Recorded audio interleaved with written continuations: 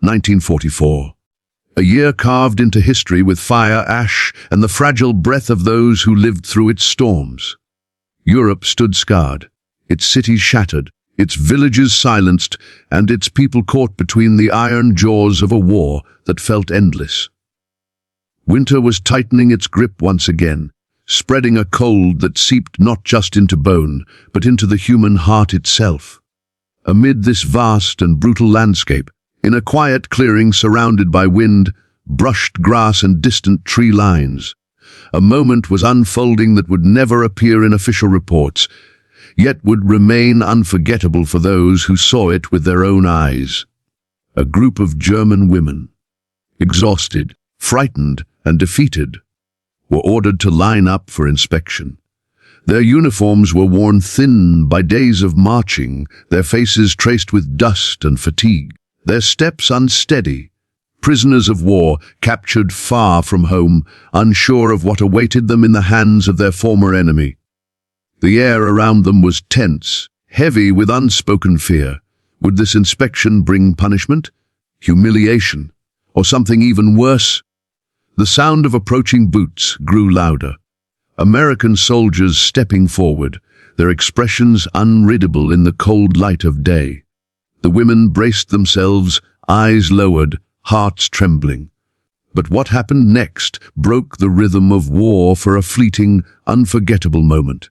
Instead of cruelty, they were met with a gentleness they never expected, a tone of calm, a gesture of humanity. Small, simple acts that carried more weight than any weapon on that battlefield. In a world drowning in violence, kindness felt almost impossible, yet here, it was real. This is the story of that moment, when order, fear, and expectation collided with unexpected compassion.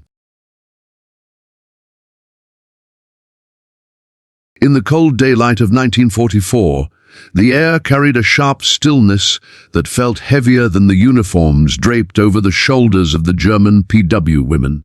They stood shoulder to shoulder in a long, uneven line, their boots sinking into the damp earth beneath them. The morning had begun long before the sun fully rose, with a sudden order, firm, urgent, echoing through the small camp. Line up for inspection.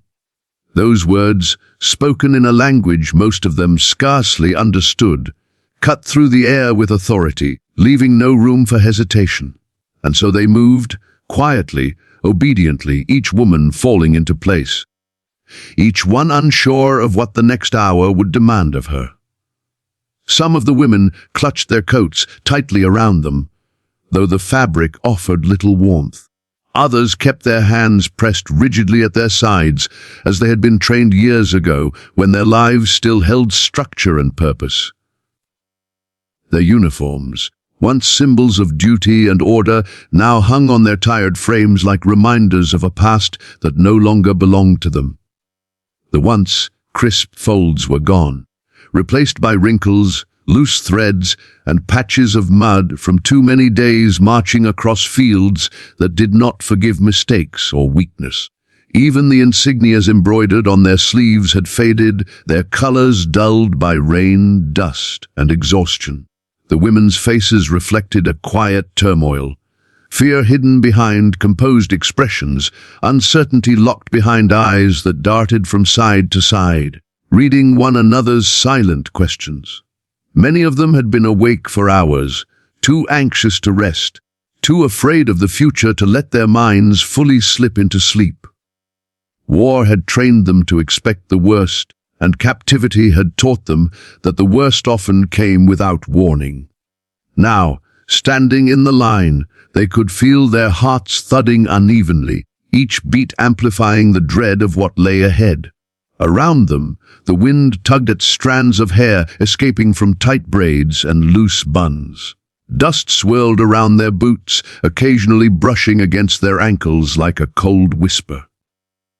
From the tree line in the distance, birds scattered at the sound of a distant engine or a sudden shout. Even nature seemed cautious, as if it too sensed the weight of the moment unfolding. The sound of American boots on hardened ground approached, slowly but distinctly. Their cadence was steady, controlled, disciplined, utterly different from the trembling breaths of the women waiting for inspection. Every footstep was audible long before the soldiers came into view. The women heard it like a slow, inevitable drum roll, each impact pushing their fear a little deeper into their chest.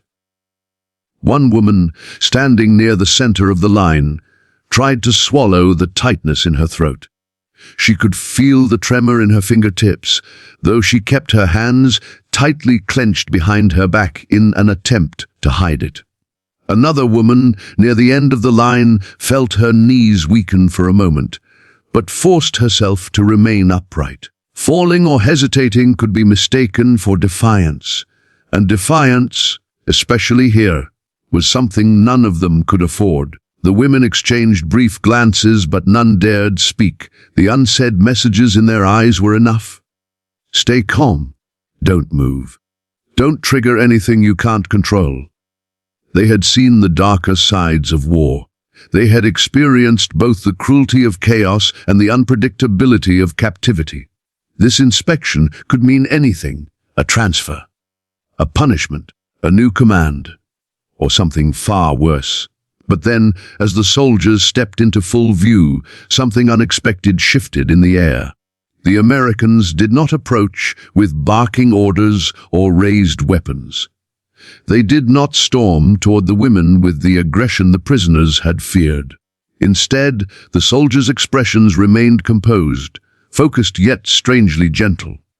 They carried themselves with a calm, deliberate professionalism that felt disturbingly out of place in a world consumed by violence. Their shoulders were squared, their helmets secure, their rifles slung but not pointed. Their steps were purposeful, but free from the kind of hostility the women had braced themselves for. For a moment, the prisoners didn't understand what they were seeing.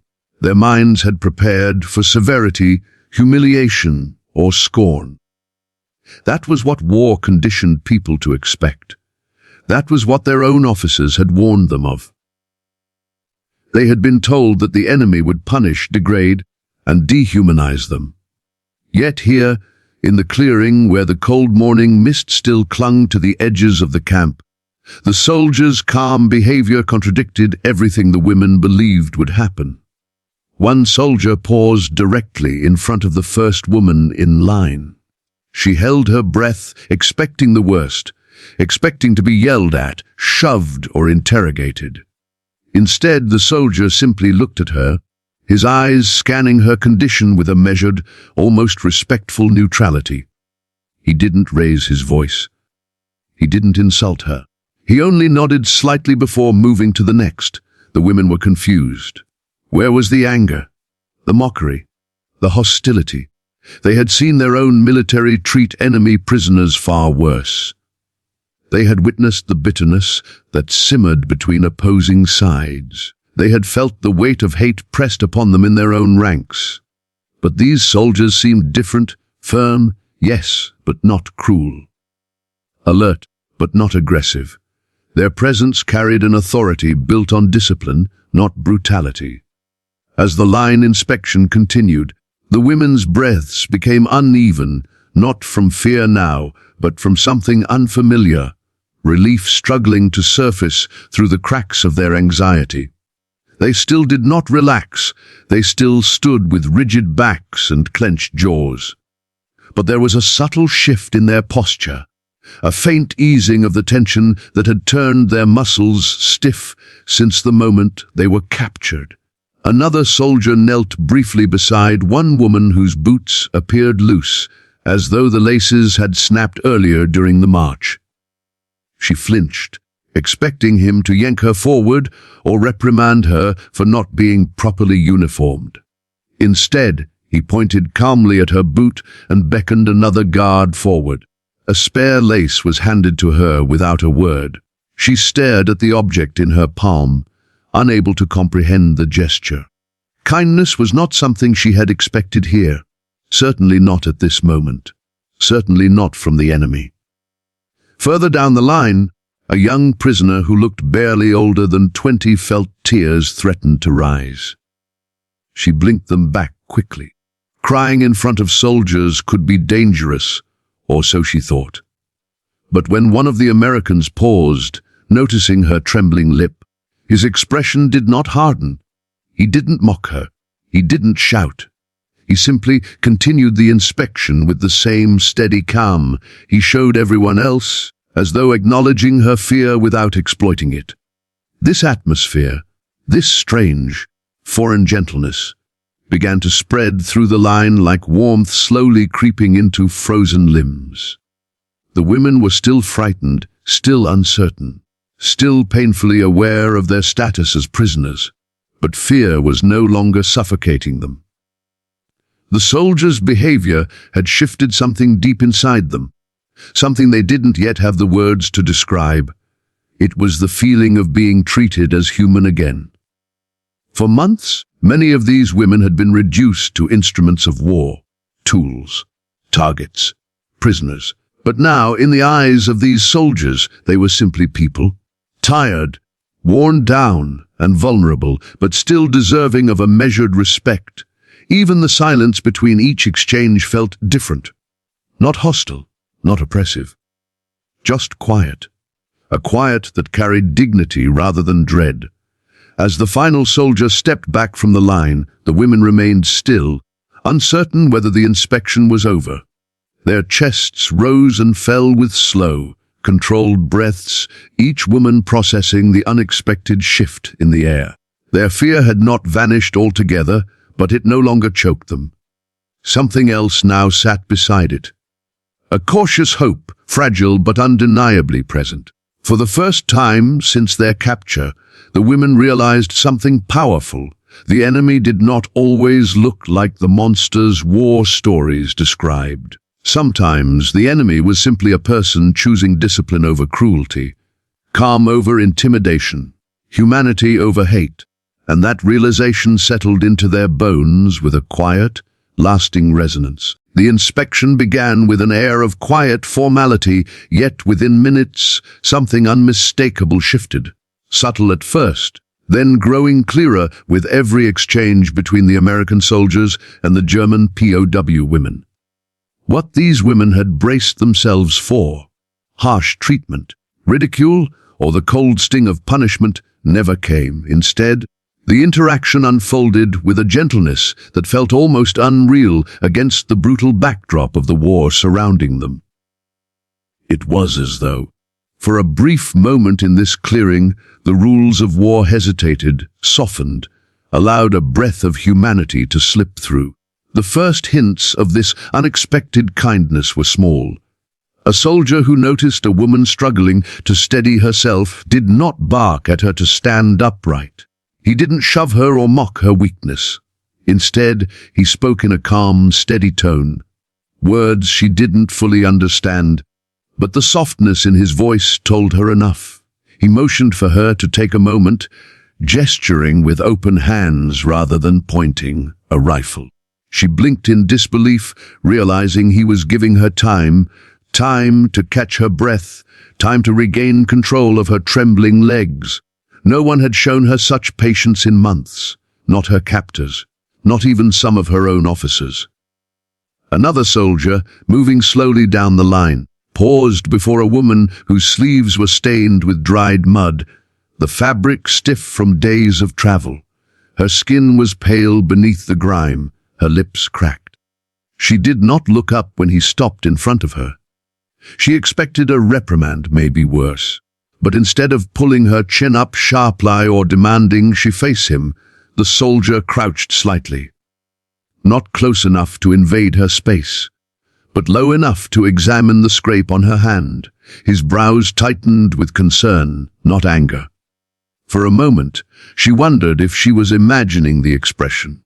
Kindness had become so foreign that her mind struggled to trust the evidence in front of her. Behind them, another soldier carried a canteen. He unscrewed the cap and offered it to the next woman in line. She recoiled instinctively, fearing poison, humiliation, or some deceptive trick meant to test or torment her. But the soldier didn't force it into her hand. He simply held it there, waiting, patient, allowing her to decide. After a long moment, her thirst overpowered her suspicion. She accepted the canteen with trembling fingers and took a cautious sip. Cold water hit her dry throat, stinging before it soothed. She closed her eyes briefly, overwhelmed by the simple relief. When she opened them again, the soldier wasn't watching her with ridicule. He was already moving to offer water to the next woman, as though this kindness was simply another duty he carried out, as though nothing extraordinary had happened. For the women, however, it was extraordinary. Their bodies had prepared for confrontation, their minds had prepared for humiliation. They were ready to face anger, perhaps even cruelty. But what they faced instead was structure, order mixed with something gentler, something that reminded them of a world they once knew before uniforms and commands and fear defined their lives. The line remained silent, but the silence had changed. It was no longer thick with dread. It became something softer, filled with cautious wonder. Each small gesture from the American soldiers chipped away at the armor of fear surrounding these women. Every nod, every steady tone, every undramatic act of assistance slowly revealed a truth the women did not dare expect. The soldiers saw them not as trophies of war, not as enemy threats, but as human beings in need. One of the younger women, barely in her 20s, watched the soldiers move. Her eyes were wide, still wet with the remnants of fear she had carried into the inspection. When a soldier stopped before her, she immediately stiffened, locking her posture into something tense and unnatural. He didn't comment on it. Instead, he simply observed her for a moment. His gaze held no accusation, no superiority, just acknowledgement. She had seen men look at her with disdain before, treating her as an extension of an enemy she barely believed in anymore. But this man's look was different. It held something like understanding, or perhaps pity, though not the patronizing kind. It was a quiet recognition of suffering, a wordless message that he understood the hardship she carried. And then he stepped away, leaving her with a feeling she hadn't felt in months, a tiny spark of safety. Further along the line, two women exchanged glances as another soldier checked their condition. They were unsure whether to relax or remain rigid. Their minds battled between the instinct to protect themselves and the growing realization that the threat they feared was nowhere in sight. The soldier straightened the canteen on his belt as he passed, his movements precise but never harsh. The women looked at his face, searching for hostility, but found only tired eyes, eyes that had seen too much war, eyes that had lost their appetite for cruelty. One of the women, older than most, stood near the center of the row. She had been a nurse before the war consumed her life. She knew what fear looked like. She knew how terror hollowed out a person from the inside. She saw that same hollow fear reflected in the faces of the women around her. Yet, as she watched the American soldiers conduct their inspection, she noticed something remarkable. Something that struck her deeper than she expected. These soldiers were wary too. Their kindness wasn't designed to impress anyone. It wasn't staged. It wasn't political. It came from exhaustion, from men who had seen enough suffering to recognize it instantly in others. These Americans weren't naive. They weren't pretending the war didn't exist. But they had made a choice to remain human in a place where humanity was easy to abandon. The inspection continued, and as it did, the women's shoulders slowly loosened. Their breaths became steadier. The fear clenching their chests eased bit by bit, replaced by disbelief that gradually began transforming into relief. They still didn't know what would happen next. They still didn't know if this moment of softness would be followed by something harsher. But right now, in these fleeting minutes, they were safe. And even temporary safety felt like a miracle. As one soldier walked past a woman who struggled to stand properly, He gently motioned for her to adjust her stance. She did, expecting him to shove her into position, but he didn't. His correction was calm, impersonal, efficient. He treated her with the same professionalism he would likely show his fellow soldiers. Not friendly, not warm, but unmistakably respectful. Nearby, the soldier with the canteen returned, offering another woman a chance to drink. She hesitated, glancing at her companions as if seeking permission. Then, slowly, she accepted. The soldier stepped back to give her space, letting her drink at her own pace. She lifted the canteen to her lips and took a long, slow sip. Her eyes closed as the water soothed her tongue and throat. Tears welled at the corners of her eyes, not from sorrow, not from fear, but from the overwhelming shock of being treated gently. One woman near the far end of the line felt her breath catch in her throat. She had spent nights imagining the horrors she believed awaited her. She had pictured the worst because the worst was all she had known for too long. But as she watched the inspection unfold, her mind struggled to comprehend what she was witnessing. When the soldier reached her, he only glanced at her boots, then at her sleeves, then at her face. His nod was small, mechanical, yet free of contempt. She felt something inside her crack, something hard, something built from months of bracing for pain. It didn't shatter completely, but it softened, melted at the edges. Across the line, uncertainty still clung to the women, but it mingled now with something unexpected: gratitude. The Americans, in their quiet, disciplined efficiency, had given them back a piece of their dignity. Not through grand gestures, but through simple acts, offering water, speaking calmly, treating their injuries with attention instead of scorn.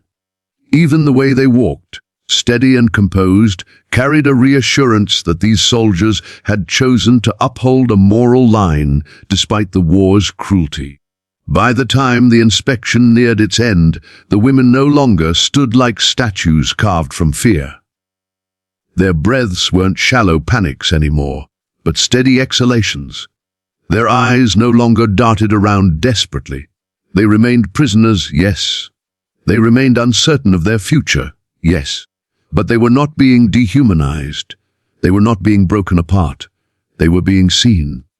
They exchanged quiet looks, not of fear this time, but of shared relief, relief that something had gone right in a world where everything else had gone wrong. Something human, something unexpected, something desperately needed. When the last soldier stepped back and the inspection concluded, the women remained still for a long moment, unsure whether to relax.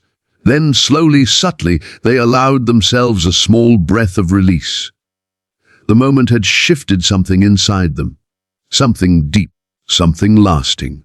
For the first time in a long time, they felt the faint but undeniable presence of hope. As the inspection drew to a close, the women stood differently than they had when they first arrived. Their shoulders were no longer rigid with fear.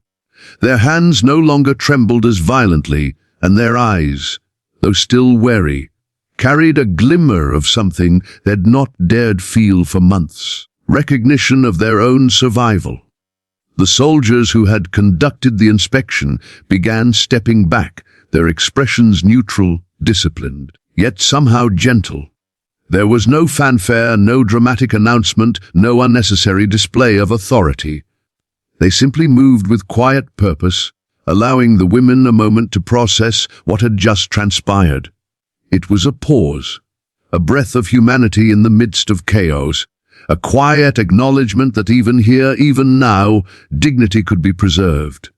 The line of prisoners began to disperse slowly, each woman absorbing the subtle transformation of the encounter in her own way. Some lowered their heads, glancing briefly at the soldiers with muted gratitude. Others stared at the ground, trying to convince themselves that the relief they felt was real and not another cruel trick of circumstance.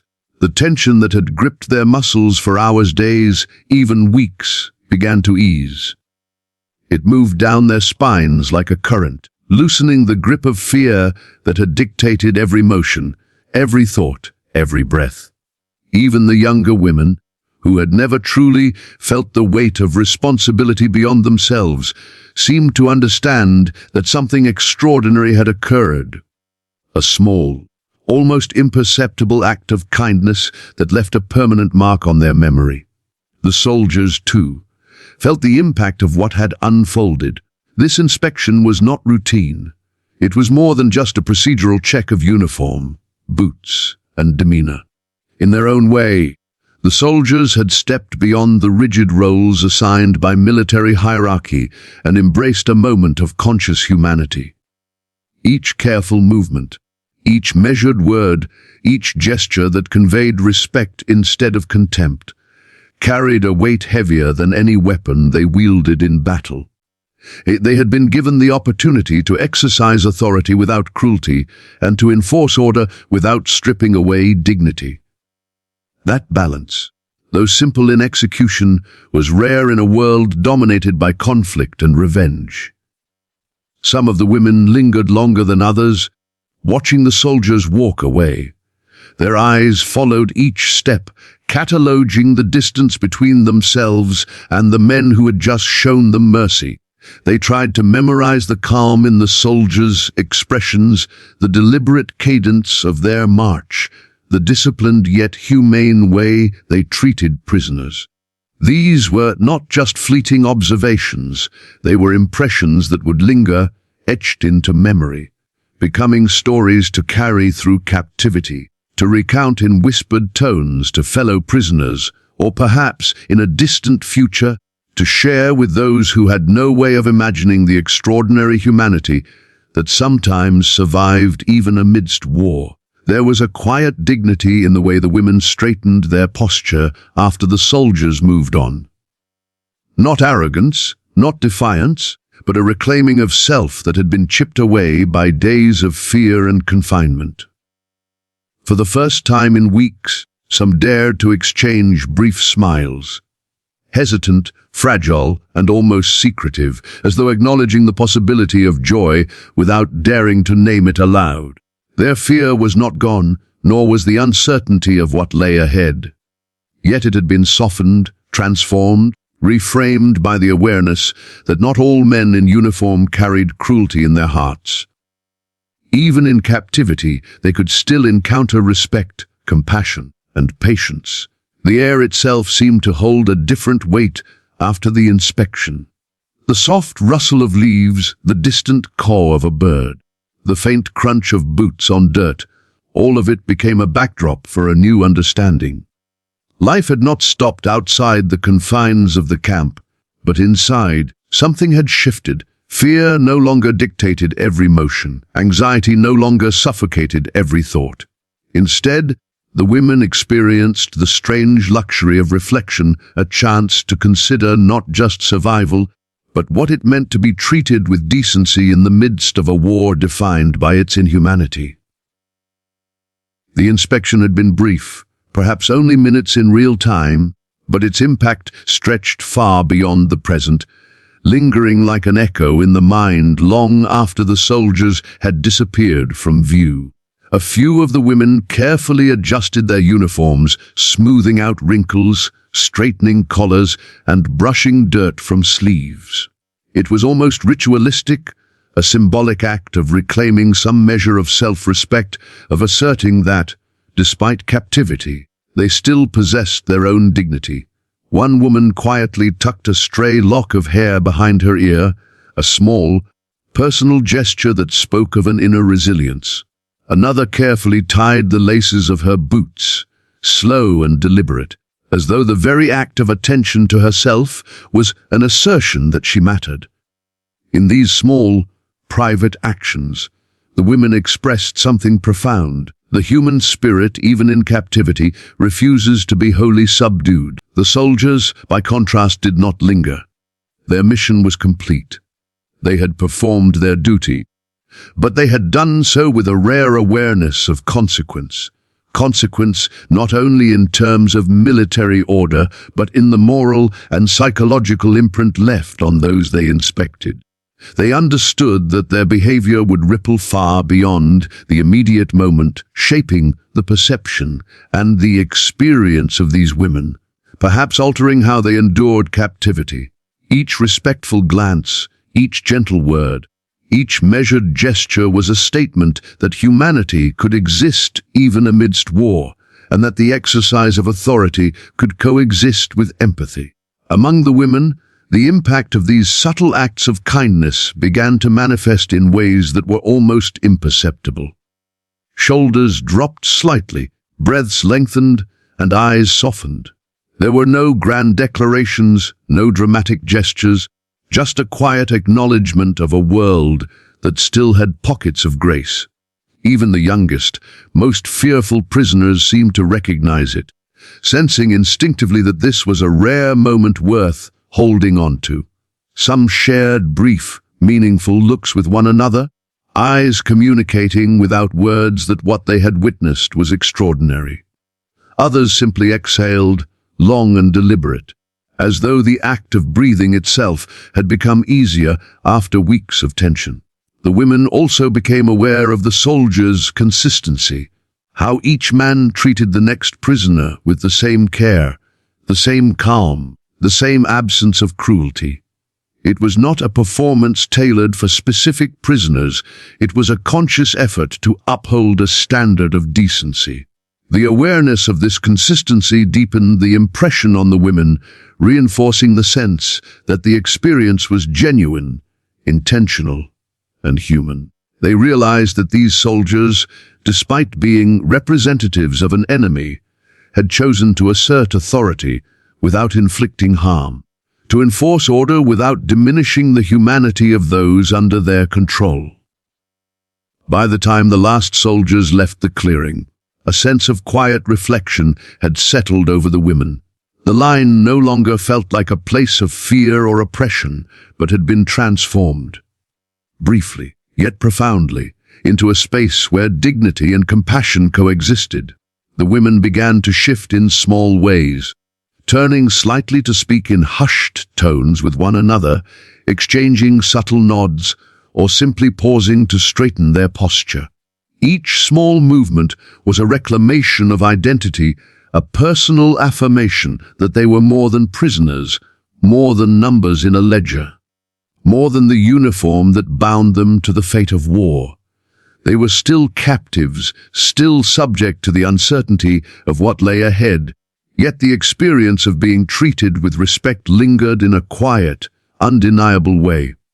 Even after the soldiers were gone, the impression of their presence remained. The women could still see the careful, measured expressions in their minds, remember the disciplined yet gentle cadence of their movements, and feel the impact of the small gestures of care extended to each prisoner. It was an experience that would echo through the remainder of their captivity, shaping how they endured the days, how they interacted with each other, and how they remembered the rare moments of humanity that existed even in a world consumed by war. In the days that followed, the memory of this inspection became a silent anchor. Whenever despair threatened, whenever fatigue or fear crept in, the women would recall the calm authority, the patient gestures, and the measured kindness of the soldiers who had treated them with dignity. That memory became a source of strength, a reminder that even in the darkest moments, humanity could persist, and that acts of compassion, however small, could resonate far beyond the immediacy of the moment. For the women, it was no longer just about surviving the war physically. It became about carrying forward the knowledge that human decency could exist even in unlikely places, even from unexpected sources. It became about holding on to the understanding that, despite the violence and cruelty surrounding them, moments of quiet compassion could transform fear into hope, dread into cautious optimism, and captivity into a reminder of the enduring power of empathy. By the time they were led away from the clearing, their movements had softened. Their gazes lingered on the spot where the soldiers had stood, as if trying to imprint the memory permanently in their minds. The women were still prisoners, still unsure of what the future held, still bound by circumstance and fate. Yet the inspection had left an indelible mark. It had proven that even in the darkest hours of war, a deliberate act of kindness could pierce the veil of fear, reminding both the giver and the receiver that humanity could survive even amidst violence. And so the women walked forward quietly, thoughtfully, carrying with them the knowledge that, for a brief, suspended moment, they had been seen, acknowledged, and treated not as enemies, but as human beings worthy of respect and compassion. That knowledge, fragile yet potent, would remain with them long after the boots had faded from view, long after the camp had quieted, long after the memory of fear had begun to settle back into their daily lives.